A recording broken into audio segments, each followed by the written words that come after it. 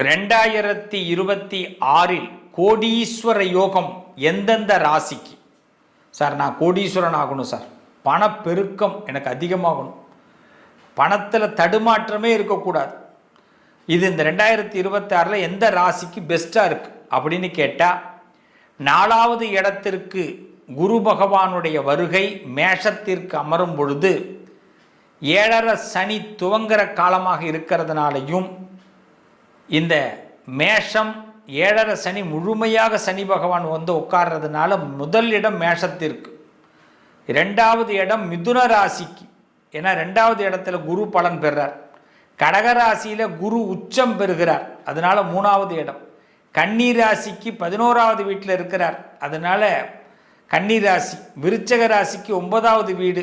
மகரத்துக்கு 7வது வீடு, மீனத்திற்கு 5வது வீடு. ஆக மேஷம், மிதுனம்,